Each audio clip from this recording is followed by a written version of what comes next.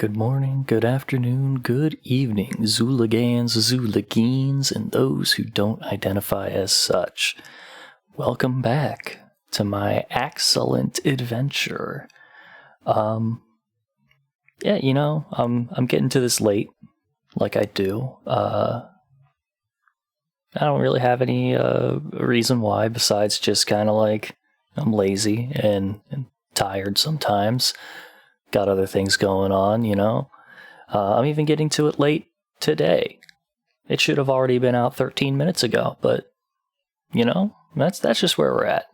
Sometimes you try to do things and they just don't turn out the way you wanted, and you get real frustrated, and it's like you try really hard, and no matter what you do, it just doesn't turn out. And people are always like, hey, why don't you talk about it? You'll feel a lot better. And like, I don't want to, just leave me alone. I'll figure it out myself. And they keep on bugging me, and it builds up inside, Institutionalized.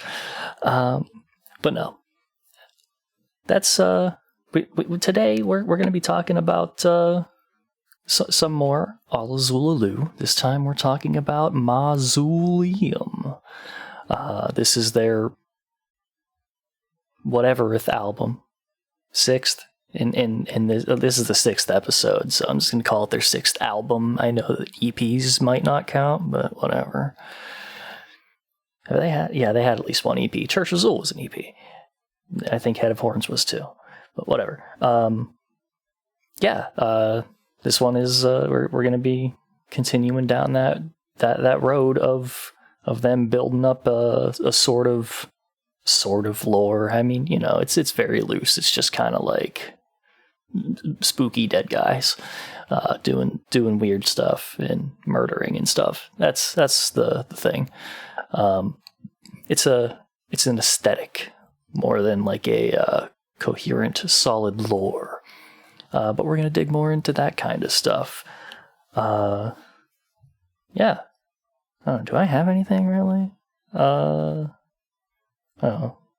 Lately I've been playing, I finished playing Stay Out of the House. I still want to do some more stuff with that. It's a puppet combo game, spooky horror stealthy thing. You're caught and trapped inside a house with like a Leatherface kind of guy, and you gotta sneak around and find your way out. It's really good, and really spooky. It's pretty tense. Anything else? Full Quiet. It's an NES game from just last year, and it's pretty cool. It's an exploration based game, kind of horror thing. You're on like a time limit each day because after 2 a.m. there's a thing that can just kill you. So you have to make sure you get back before that happens. It's a whole thing. It's awesome. I've been having fun with it. It is also pretty confusing, but not to a degree that is impossible to figure out for me. So yeah, there's those. So before I get into the album, let me throw to my homie in the field, Blade, you dead homie. Well, Blade, you're alive homie. Actually, he's the alive one. And they got a little Faygo update for us, so take it away. Faygo Genuine Red Pop. What else is there to say about an icon of flavor? An icon of taste? A legend that stands among its peers, taller and stronger than most of them. Even contemporary flavors could not compete. Faygo Red Pop. Get you some. Amazing. Out here speaking the truth that the mainstream media doesn't want you to know.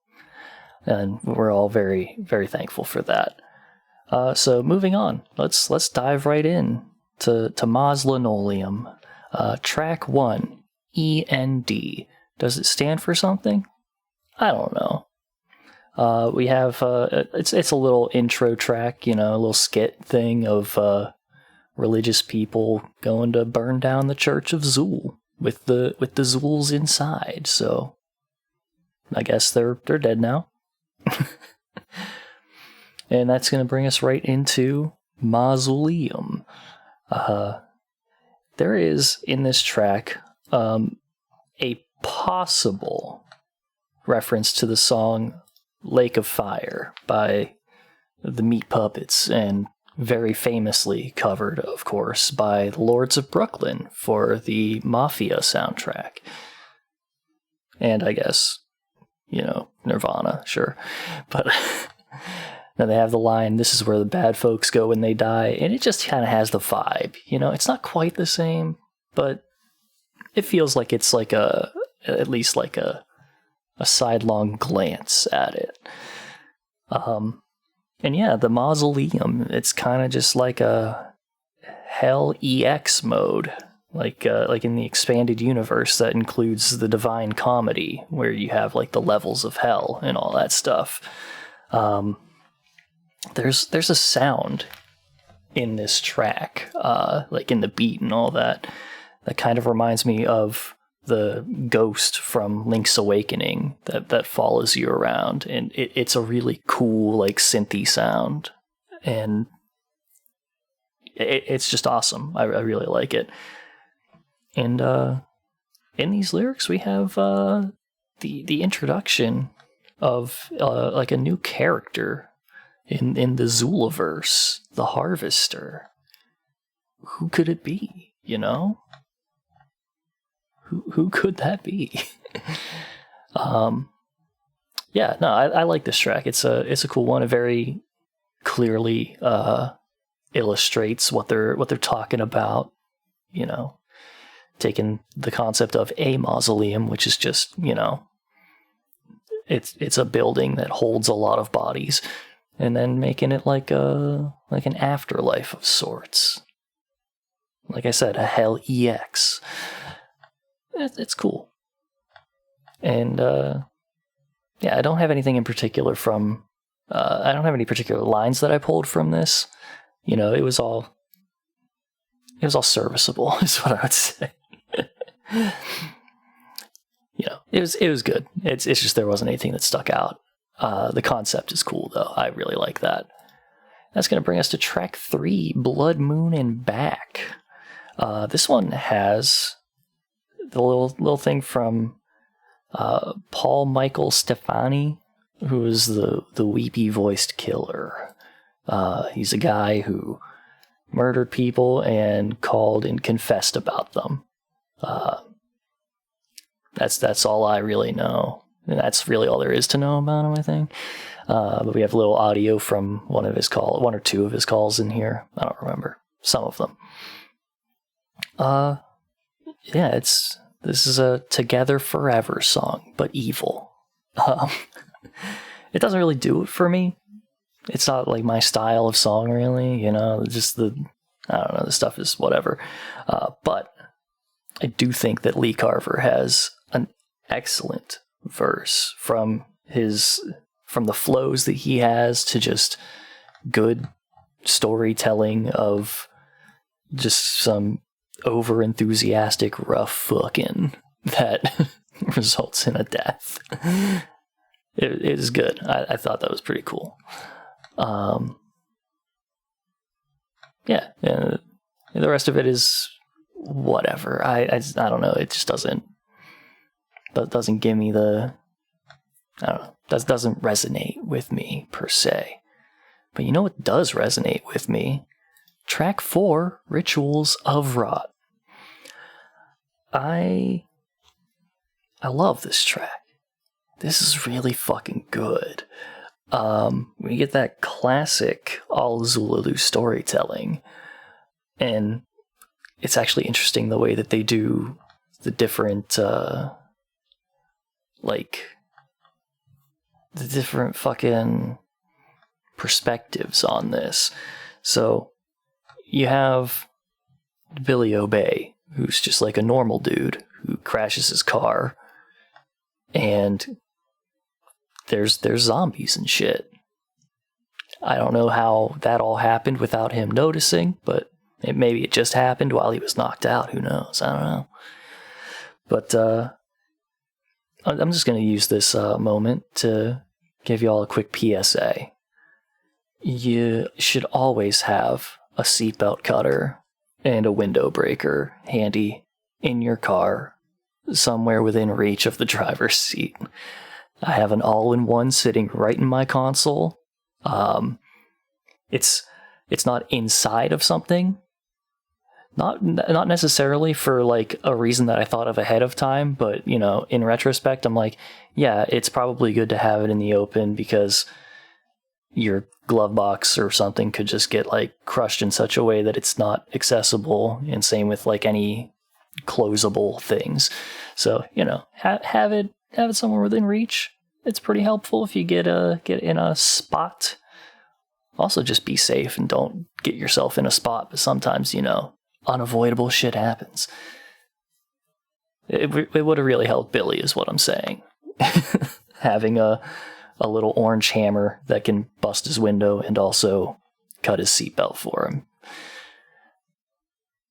All of that aside, though, this is just a 10 out of 10 song for me, because you have Billy on that side of it getting, munched up by zombies, and then you have Lee and Joey, who both are the zombies doing that stuff.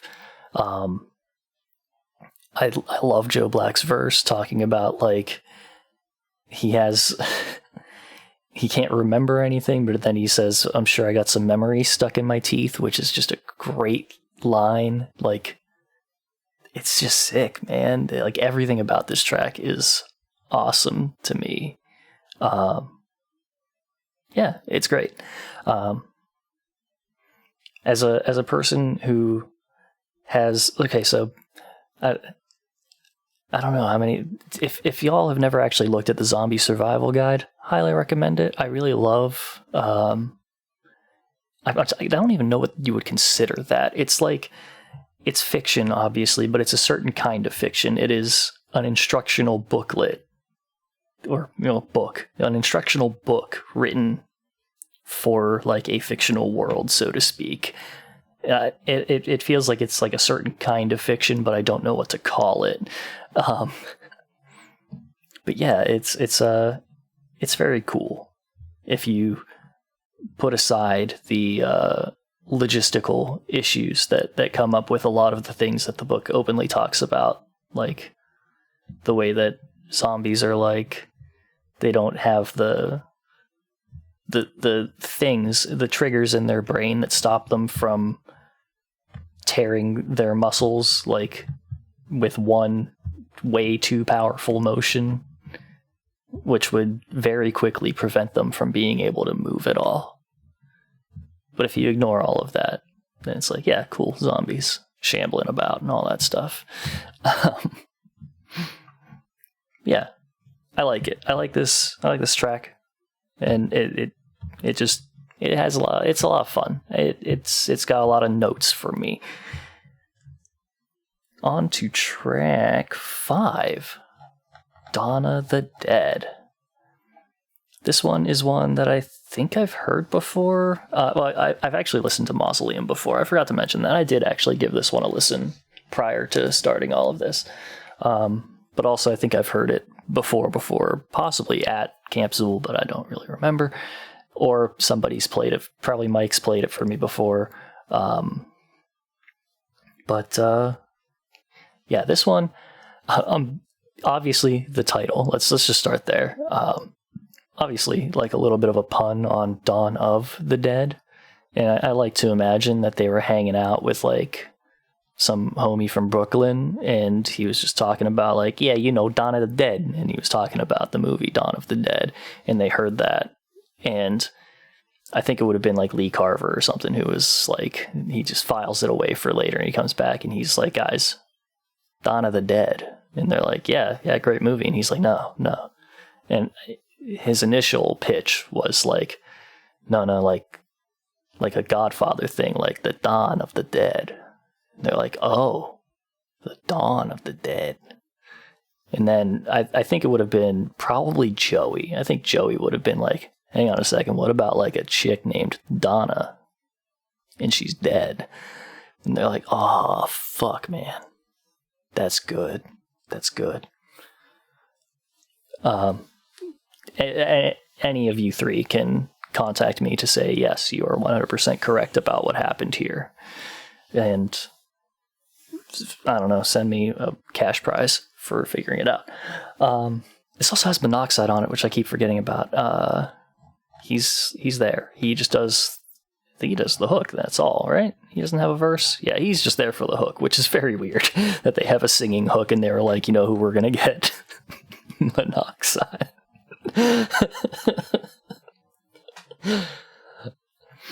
He's better than he used to be, but it's still funny to me.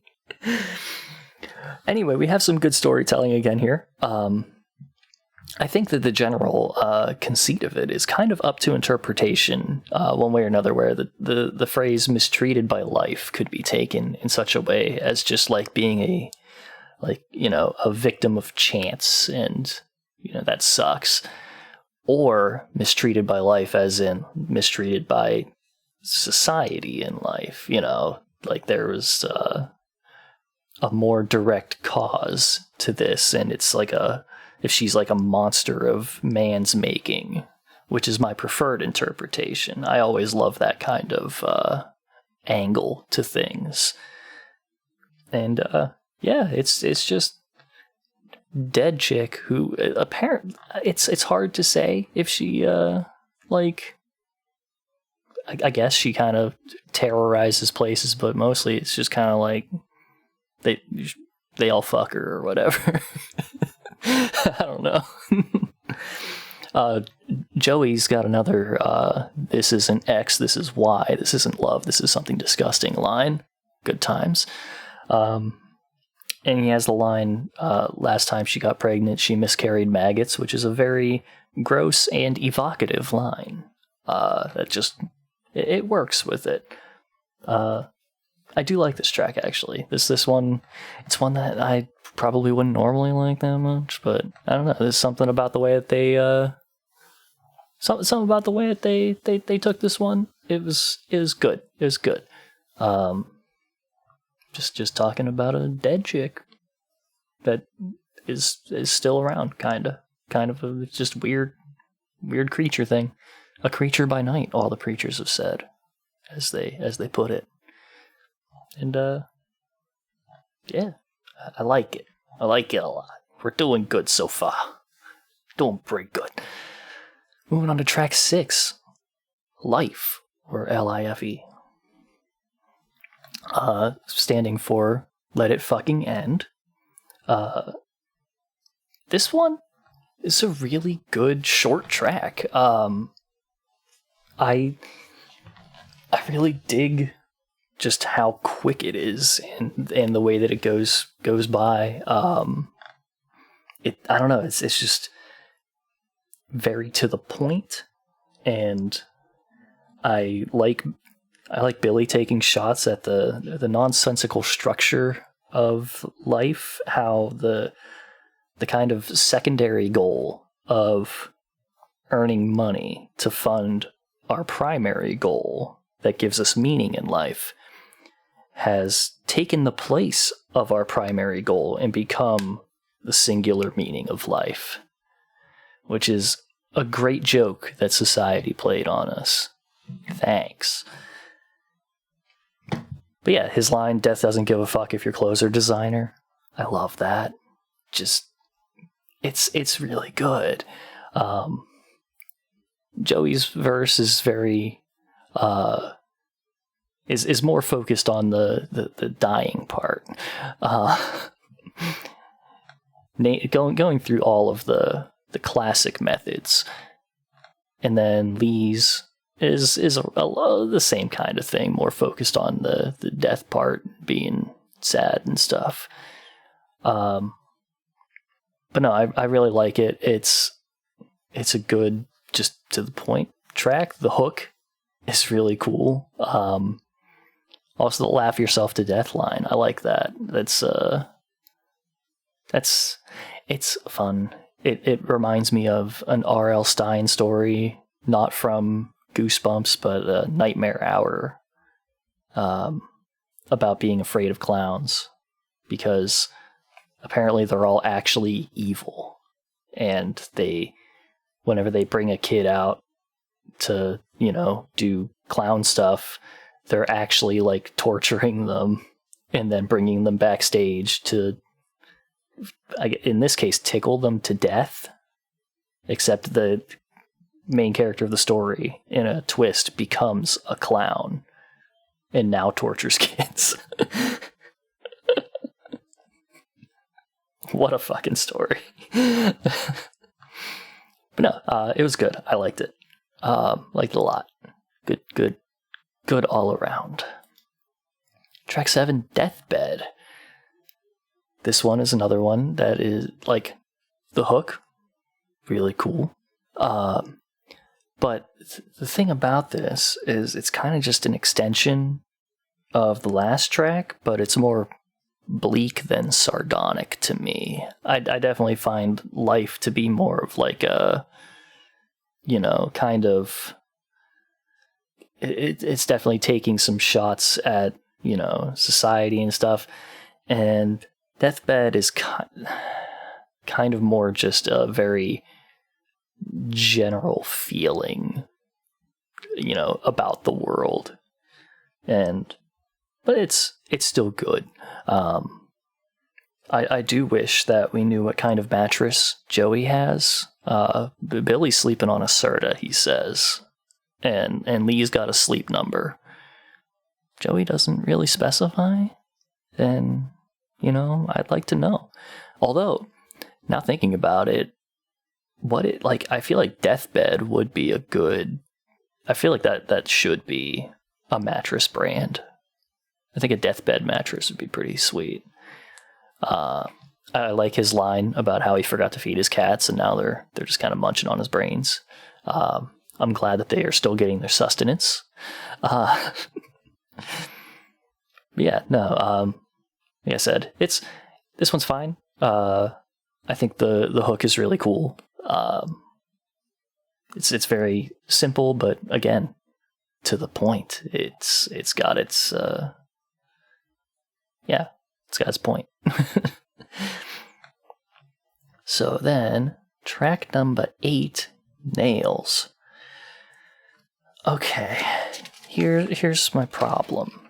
This is probably my least favorite of this trilogy of songs that are all more or less on the same subject. It just doesn't... There's just nothing in here that stands out to me much, like in the prior two. And again, Deathbed, I don't think had as much to stand out as Life, but it definitely did have its, like, cool points that I was into. Nails it's like, again, it's serviceable. It's fine. I don't like hate it or anything. I just think that it's just kind of there. And in the wake of the last two, like, they're really hammering in on one point, and I'm just like, that's all. I don't have much for this one. I think Joe Black's line, "'cause suicide and crucified happen to rhyme," is a line that exists, but I don't think it's a particularly great one. I don't know, man. I don't know. This one, yeah, it's just coming off the last two. It's just really, I guess you could say, it's really hammering on the same point. Track 9, Rigor Erectus. Alright, I like this one, actually. We have a groovy beat, really catchy hook. This one's just fun.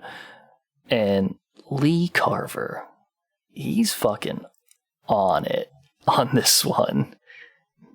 Dig Up My Honey, film an unboxing video. That's great.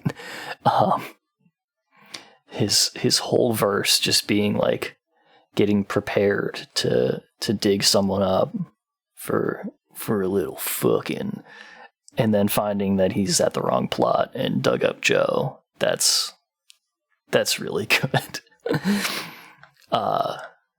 Yeah. This one's just fun. Like all three of their verses are a good time. Like I said, though, Lee's is is a really good standout one. It's just really cool. Also, Joe just being in like a drug-induced haze. It's good times. It's so good, and it's nice to have a fun song to break things up after the last three being on that same vibe. Moving on to Deadline, track number 10, Deadline. We're looking at we got a line that dead people are waiting in to face their ultimate fate, which probably sucks. You know, as far as what they've been building up to here, it does sound like it would in fact suck ultimately. This one's pretty cool. I like the concept and all that stuff. I think Billy and Joey got some good verses. I think Lee Carver kind of phoned his in, to be honest. I don't know. He definitely feels like he's just not with it. Like even his last line, "We're gonna dismember your body and kill you and shit." Like I don't know. He sounds like he's just kind of. We're gonna do creepy stuff, huh? Or violence, you know. But no, I think the rest of them do really well. Just talking about how here's the mausoleum. Get ready to get fucked up when you get in there. Actually, just on the way to it, you're gonna get fucked up. You live the life of violence, but now it's time for silence. That's good shit. Yeah. I don't know. No, it's good, you know. Also, you know, here's something. Now looking at this here, right? I didn't think about this before. Billy Obey, he has a little thing. Now killing victim 1,589. That's not a lot. Like, do they reset it every day? Or are they like, is this taking place like, you know, way back, so far back that there have only been 1,589 people? Or is it just that not that many people get relegated to the mausoleum? So that's just the small percentage of people who have ended up there, you know? I don't know. What do you think? Tell me what you think about the mausoleum and why there are so few people in this line. I don't understand. Because I would assume if they're all taking numbers, then, I mean, that this line is just always moving, so they wouldn't be able to reset it. Unless, like, yeah, I don't know. You know, I have no idea. This is for the suits at Washington to figure out, alright? It's beyond me. We're gonna go on to track 11, Random Acts of Violence. Good pun. I like that. We all have fun. This one is some solid murder storytelling. It's very, like, the title is exactly what you're getting here. Random Acts of Violence. The beat during the chorus, and during most of it, but especially during the chorus, is fucking wild. There is a lot of noise going on in it. It's not bad, honestly. Like, it's very hectic and just it's all over the fucking place. But yeah, it is pretty cool, and they're just saying, hey, we're just writing about random people getting fucked up. I like Joey's verse. Joey, good storytelling as always. You know how it be. I love the little twist at the end of his verse where he's like, you know, that somebody saw him murder his neighbor, and he's like, she's pretty old, so it's not going to be that hard to catch up to her or anything, but then she just like turns around and pops him. Good shit. I like that. There's a fun little twist on things. Billy Obey, a bit more modern with his whole thing. 3D printing a 44 to shoot up a country club. Also, he's getting a little Juggalo there with his thing, die redneck fuck. It's a little Juggalo there. Also a 44, I don't know. Track 12. Mask Made Me Do It. Alright, here we are at the big time haunted mask reference. Classic tale from Goosebumps. I talked about it in whatever other episode had that Carly Beth line in it. It's an amazing, really well done story. And the episode that was made out of it is also fantastic. I'm serious. If you have not seen or read it, you gotta get around to that. It's just so well done. It's just really good. There's a reason why they were inspired by it. But in this case, the mask has made them do something a little bit worse than in the Goosebumps book. Or has it? Perhaps it's just their excuse. And that's kind of what Joey nods to at the end of his verse, where he says, "I'm gonna tell you like I told the police," because why wouldn't he say that? But I like that Lee specifically got his mask at Zulmart, and it's still just evil. Like that's good stuff. For Billy, it really seems like it's not like a specific mask or anything. It's just any mask that he wears makes him evil. It's just all of them. Because he does say no matter the mask, no matter the version. But I assume that there was one that he started with that wasn't someone's face.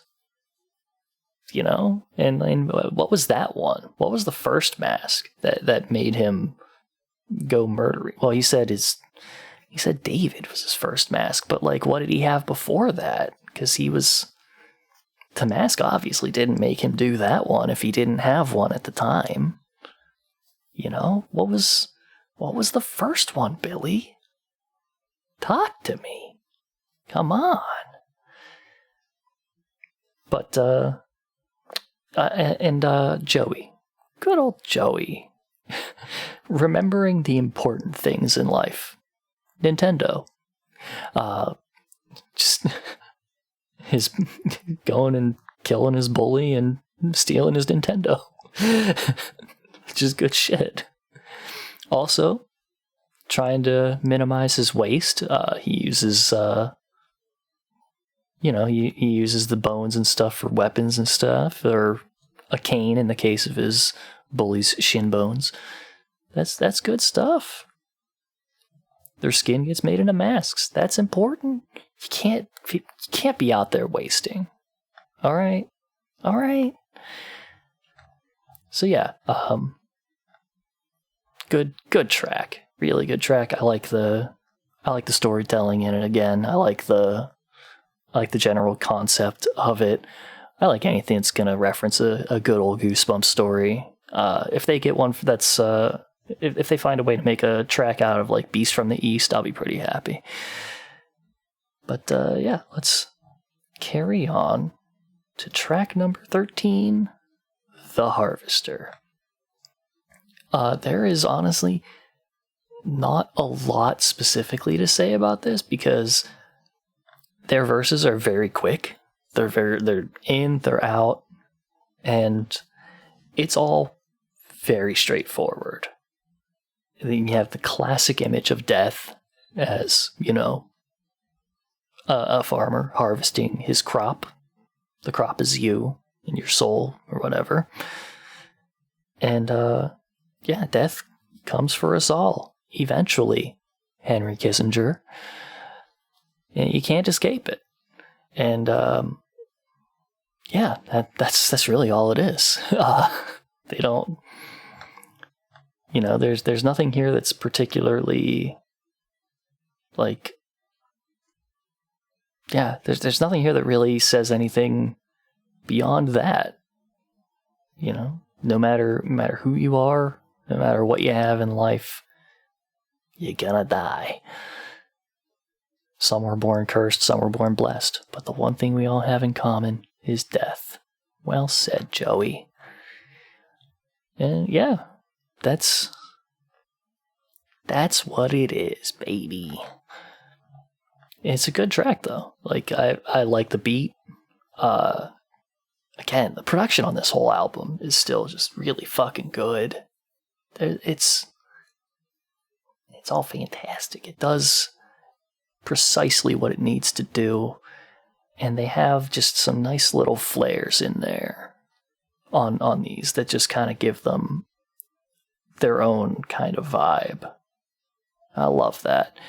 They're keeping a good balance between like the rock influences and all that, a little bit of chug in some of these, and they just balance it really well. They have a little bit of like the trap hi-hat influence on some things, but they don't go quite as over the top with it.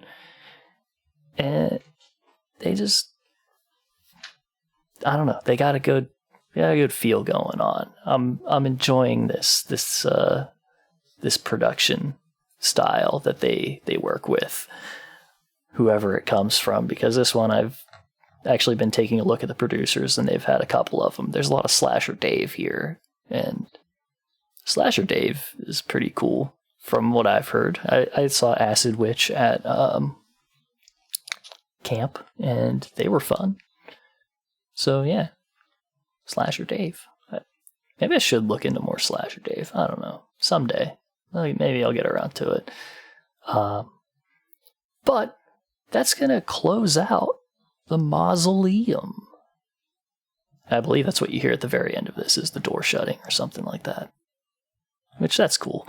There were some skits that I didn't mention throughout here. Like there's one, I think, at the end of Rituals of Rot, where it's like a guy at the morgue dude, talking to someone on the phone and about like the bodies that they brought in from the church, and they come to life and kill him, presumably.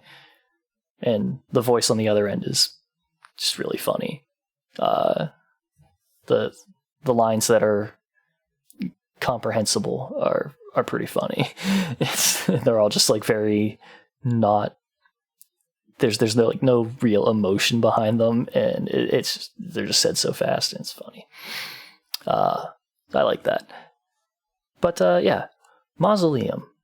Overall, this is a really good album. This was, I think, the second one that I listened to in its entirety after The Almighty. I just sat down and put it on once, and I wasn't paying a lot of attention to it, but I feel like I had, at the very least, I had the same feelings, maybe slightly different ones. But Blood Moon and Back, I was still, at that time, was just like, and today I'm still kind of like, maybe a little bit less, but still pretty, But, no, there's a lot of really good tracks on here, and they've definitely fleshed out their sound a lot, and they are keeping up this whole thing of like, what are the words that I'm looking for here? They're definitely finding more stuff to talk about and finding new, more interesting ways to talk about things which is nice because, like I said, the little trilogy in the middle from Life to Deathbed to Nails was a little bit just a little too much hammering on the same basic point. But it's not like it's 3 songs out of the album, and for the rest of it they had it broken up really nicely. And yeah, so that's what I think about Mauxuleum. Tell me what you would think. I'm so fucking... I'm out of it, you know? I'm out of it. I'm just not... I can't focus, y'all. But no, let me know what you think. I would like to hear what other people think about this album, and what are your... What tracks do you like? What are your 3 faves? What one would you get rid of? I'm still not doing that. I'm not telling you. You guys can probably put together what they would be, maybe. You'd probably be wrong, but you could try. You probably know one of them, so that's good. So yeah, just tell me what you think. What do you think about all of the things that I raised during this episode that I don't have listed in front of me to bring up again? So you'll just have to either remember or take notes along the way or something, or go back and listen again. I'm trying to farm extra listens out of you. That's for no reason, actually, because it's not really like a benefit to me if you do that. I guess views and stuff, but I don't care. Yeah, that's it. That's Mauxuleum. Good album, good listen, good times. I'll be getting that next one out hopefully in 2 weeks. If not, probably in 3. Because again, stuff's hard. And I don't know what the next one is. I haven't paid attention to look up what it is. It's something. But we're getting near the end of this, actually. We're almost done, baby. And then who knows what. But you know where to find me. At Schmeev on most stuff. I don't pay attention to Twitter anymore at all, really. And if you want to find, if you actually want to contact us in some way and chat, we're in that UPC Discord, the Underground Podcast Community Collective Concentration. Comparable. That's where we hang out. That's where you can actually, have a little back and forth chat with us whenever we're around. That's where we do the stuff. And, but you can also catch us on Juggalo Judgment anywhere. Juggalo Judgment on Facebook, at Juggalo Judgment on Twitter, where I barely go to look. At Juggalo Judgment on Instagram, where I go slightly more to look now. Just because, I don't know. And, juggalojudgment@gmail.com if you want to just email us. You know what's up. With all that said, I don't think there's anything left to do. I feel like we have covered everything regarding Mauxuleum. Insert door closing sound. Creak. Peace.